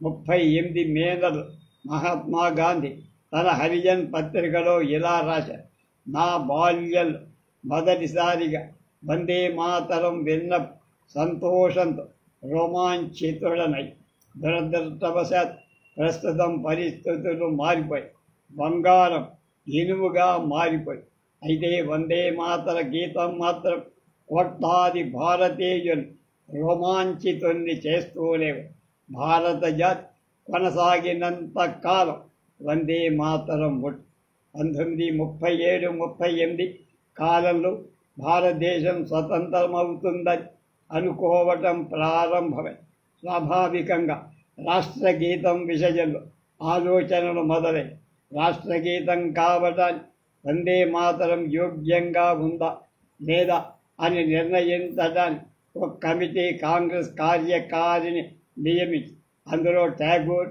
మౌలానా అబుల్ కలాం ఆజాద్, సుభాష్, జవహర్లాల్ నెహ్రూ ముస్లింలు వ్యతిరేకిస్తుంటే కాంగ్రెస్ నేత వందే మాతరాన్ని రాష్ట్రగీతంగా ఒప్పుకోవడం అసంభవం. కానీ ప్రజల అభిప్రాయంలో వందే మాతరం మొత్తం భారత్కే ప్రేరణనిచ్చి కాబట్టి అదే రాష్ట్రగీతం కావాలి. ఆ విధంగా ప్రయత్నాలు కూడా చేస్తారు. ఆ ప్రయత్నాలు మాస్టర్ కృష్ణారావు కొలంబ్రీకర్ నేతృత్వం వహించారు.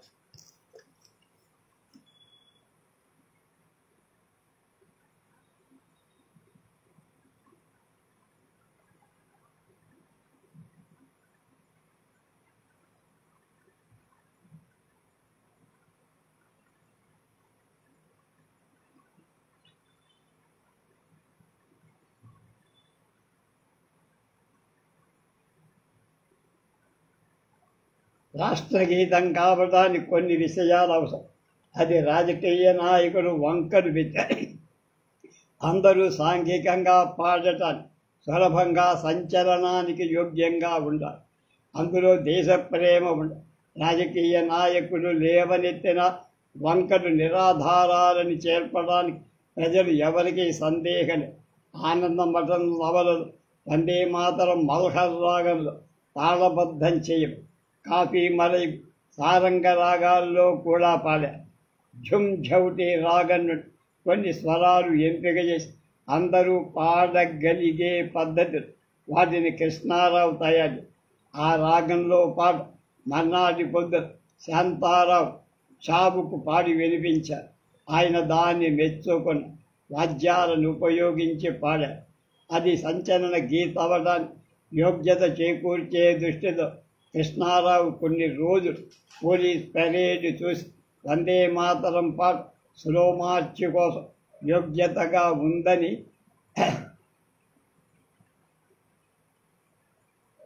నిర్ణయించి అందుకు అవసరమైన సంగీత స్వరాల్లో తయారు. ఢిల్లీలో రాష్ట్రగీతం విషయంలో చర్చ నడుస్తుంటే మాస్టర్ కృష్ణారావు నెహ్రూకు టెలిగ్రామ్ ఇచ్చి ఒక సంగీతజ్ఞుడనైన నా అభిప్రాయం కూడా పరిశీలించండి. నెహ్రూ ఒప్పుకున్నాక ఢిల్లీ వెళ్ళి నెహ్రూ, సర్దార్ రాజేంద్ర ప్రసాద్ తదితరుల సమక్షంలో తను అనుకున్న రాగంలో కృష్ణారావు వందే మాతరం పాడే అందరికీ నచ్చి ఒక బెంగాలీ నేత బెంగాల్ వాడుకలో ఉన్న రాగం కన్నా ఈ రాగం సామూహిక గానాన్ని యోగ్యంగా ఉందని వందే మాతరం బ్యాండ్ మీద పాడటం అసంభవమని నెహ్రూ జనరల్ కరియప్ప సహకారంతో తోటి సైనిక బ్యాండుతో అది సాధ్యమవుతుందా అని పరీక్ష అది బ్యాండ్ మాస్టర్కు బాగా నచ్చింది. అయినా దానికి అనుమతి నిరాకరించి ఇంకా ఆంగ్ల విద్వాంసులు దాన్ని ఒప్పుకోకపోతే అనుమతి రాదని ఈ ప్రయత్నాలు చేయటానికి కృష్ణారావు ఢిల్లీ వెళ్ళి అప్పుడు రాజేంద్ర ప్రసాద్ ఈ ప్రయత్నం బొంబాయిలో చేయండి అన్నారు. బొంబాయిలో నావికా దళానికి బ్యాండ్ మాస్టర్ అయిన సిఆర్ గార్డెనర్ అనే ఆంగ్లేయుడుండే. ఆయన్ను కలిసి ప్రయత్నం చేయగా ఆంగ్లేయుల బ్యాండ్ మీద అది చక్కగా వాయింపబడి గార్డెనర్ పాటను చాలా సంతోషించారు, ప్రశంసించారు. ఆయన పదవీ విరమణ చేసి ఇంగ్లాండ్ వెళ్ళాక ఈ పాట విషయంలో కృష్ణారావుకు ఉత్తరాలు రాసేవారు. ఒక ఉత్తరంలో ఆయన ఇలా అన్నారు, ఇక్కడ కూడా దాన్ని బ్యాండ్ మీద వాయించాం. ఆ వాదన తాళబద్ధంగా చాలా సుమధురంగా ఉంది. జనగణమన పాట ఆ విధంగా లేదు. మళ్ళీ కృష్ణారావు నెహ్రూకి ఉత్తరం రాసి ఆంగ్ల వాద్య సంగీతం మీద వందే మాతరం పాట ధ్వని ముద్రితమై మీరు ఒకసారి వినిపించే అవకాశముగా నెహ్రూ సమయం ఇచ్చాడు. కానీ నిర్ణీత సమయంలో నెహ్రూ కలవల. మళ్ళీ రాత్రి కలవమన్నాడు. రాత్రికి వెళ్తే ఆయన షేక్ అబ్దుల్లా భక్తి గులాంతో మాట్లాడుతూ మళ్ళీ మరుసటి రోజు సాయంత్రం ఇచ్చి రాజ్యాంగ నిర్ణయ సమితి సదస్సుల ముందు వినిపించమని. రాజ్యాంగ నిర్ణాయక సమితి సభ్యులకు బాగా నచ్చి. కానీ పండిత నెహ్రూ జనగణమన పాట విషయంలో మీ అభిప్రాయం ఏమిటని కృష్ణారావుని అడిగితే నేను రేడియో మీద విన్నా కానీ అది అంతగా నచ్చల. వందే మాతరంలో మాతృత్వ భావన అయితే జనగణమనలో పితృత్వ భావన. మాతృత్వ భావన ఎప్పుడూ శ్రేష్టమని. అప్పుడు రావు సాహెబ్ గుప్తే వందే మాతరం కూడా మేము రాష్ట్ర గీతంగా నిర్ణయిస్తాం. నెహ్రూ మాత్రం వందే మాతరానికి సముచిత స్థానం ఇస్తామని. ఈ సంఘటన 1948లో అంటే రాజ్యాంగ నిర్ణాయక సమితి పని పూర్తయ్యే ముందన్నాను. అప్పుడే జనగణమన నెహ్రూ తన మనస్సులో రాష్ట్ర గీతంగా నిర్ణయించారని అర్థమైపోయింది. చర్చించబడకుండానే ఆ నిర్ణయం జరిగిపోయింది. అప్పుడున్న పరిస్థితుల్లో ఈ నిర్ణయం చేయటం అవసరమైందే. 1929 డిసెంబర్ 31 పండిట్ నెహ్రూ అధ్యక్షుడుగా ఉన్న కాంగ్రెస్ సమావేశంలో సంపూర్ణ స్వరాజ్యం తీర్మానం చేసి ప్రతిజ్ఞ చేసిన చివర వందే మాతరం పడి అందువల్ల స్వరాజ్యం గురించిన వందే మాతరాల మధ్య అనుబంధం పెట్టి అయితే మాతృభూమిని చిన్నాభిన్నం చేసి దుర్బలంగా ఖండితంగా చేశాక మాతృభూమి మీద ఉదాత్త ప్రేమతో నిండిన వందే మాతరం పాడితే అఖండ భారతం యొక్క దృశ్యం కళ్ళ ముందు సాక్షాత్కరిస్తుంది. అది బాగా ఉందని నెహ్రూ అభిప్రాయమే. అందువల్ల రాజ్యాంగ నిర్ణాయక సమితి అభిప్రాయాన్ని అడగకుండా 48 మే 2న 28వ ఆ సమితి సమావేశంలో నెహ్రూ ఇలా అన్నారు. 47లో న్యూయార్క్లో జరిగిన ఐరాస సమావేశంలో భారత రాష్ట్ర గీతం విషయంలో త్వరితంగా నిర్ణయం చేసుకొని చెప్పాల్సి వచ్చి అప్పుడు అక్కడున్న మన ప్రతినిధి వద్ద జనగణమన పాట ధ్వని ముద్రిక ఉండి దాన్ని వాడు బ్యాండ్ మీద వాయించడానికి వచ్చారు. ఆ వాదన అక్కడున్న వాళ్ళందరికీ నచ్చి ధ్వని ముద్రిక భారత్కు పంపించి ఇక్కడ కూడా మన సైన్య బ్యాండ్ మీద వాయించడం జరిగింది. విదేశాల్లో ఉన్న రాయవారు అదే పాట ఉపయోగించడం ప్రారంభం. విదేశీయులు కూడా పాట చాలా బాగుందని. అప్పుడు మా వద్ద అదే పాట ఉండడం, మంచి రాగంలో ఉన్న మరో పాట ఇంకోటి లేకపోవడం, దాన్ని విదేశాలకు పంపా. భారత్లో ఉన్న రాష్ట్ర గవర్నర్లందరితో నేను రాష్ట్ర గీతం విషయంలో చర్చించాను. బెంగాల్ గవర్నర్ మినహా మిగిలిన అన్ని రాష్ట్రాల గవర్నర్ జనగణమనను సూచించి బెంగాల్ గవర్నర్ మాత్రం వందే మాతరం సూచి రాష్ట్ర గీత విషయంలో పదాల కన్నా రాగానికి ఎక్కువ మహత్వం ఉంటుంది. రాష్ట్ర గీతం యొక్క మహత్వం స్వదేశంలో కన్నా విదేశాల్లో ఎక్కువ ఉంటుంది. విదేశీయులు జనగణమన రాగమే బాగా నచ్చి విదేశీ బ్యాండ్ మీద వందే మాతరం వాయించడం చాలా కష్టం, అందువల్ల అది లాభం లేదని కొందరు. 1950 జనవరి 24 రాత్రి జరిగిన రాజ్యాంగ సమితి సమావేశంలో జనగణమన రాష్ట్ర గీతంగా నిర్ణయించారు. ఆ రాత్రి సభ 11 గంటలు. బాబు రాజేంద్ర ప్రసాద్ అధ్యక్ష సమావేశంలో నిర్ణయించిన అంశం రాష్ట్ర గీతం ఏది అనేది ఒకటి. ఆ సమావేశంలో తమ అభిప్రాయ వ్యక్తం చేయటానికి అవకాశం దొరుకుతుందని రాజ్యాంగ సమితి సభ్యులు భావి. కానీ అధ్యక్షుడు రాజేంద్ర ప్రసాద్ చేశారు. సభలో చర్చించడానికి రాష్ట్ర గీతం ఒక్కటే ఉంది. సమావేశంలో చర్చించి తీర్మానం ఆమోదించాలని మొదట అనుకున్నా, కానీ అలా చేయకుండా ఈ విషయాన్ని నేనే ప్రకటించాలని నిర్ణయ ప్రకారం జనగణమన భారతదేశానికి రాష్ట్ర గీతంగా ఉంది. అవసరం వస్తే ఆ పాటలో పదాలు మార్పులు చేసే అధికారం ప్రభుత్వానికి. భారతీయ స్వాతంత్ర పోరాటంలో చారిత్రాత్మకంగా ఉపయోగింపబడి వందే మాతరం పాట జనగణమన పాట స్థాయి సమానంగా ఉంటుంది. సభ్యులందరికీ ఈ నిర్ణయం నచ్చుతుందని, ఈ విధంగా చర్చ లేకుండా మేం చేసిందే తుది నిర్ణయం అని మన రాష్ట్ర గీత నిర్ణయం. అప్పుడు అనేక మంది వార్తాపత్రికల్లో వ్యాసాలు ఎన్నో ప్రశ్నలు లేవలే. వాటిలో కొన్ని వందే మాతరంకు సరైన రాగం లేదు నిర్ణయించింది. రాగం కోసం రాష్ట్ర గీతాన్ని మార్చిన దేశం ప్రపంచంలో ఏదైనా ఉంది. వందే మాతరకు సరైన రాగం తయారు చేసేందుకు ప్రభుత్వం కానీ, కాంగ్రెస్ కానీ, నెహ్రూ కానీ ప్రయత్నించారు. జనగణమన రికార్డు ఐక్యరాజ్య సమితి సమావేశానికి ఎవరు అనుకోకుండా ఐక్యరాజ్య సమావేశంలో చూడాల్సి వచ్చిందని. అయితే దాన్ని ఎవరు ఎప్పుడు తయారు చేశారు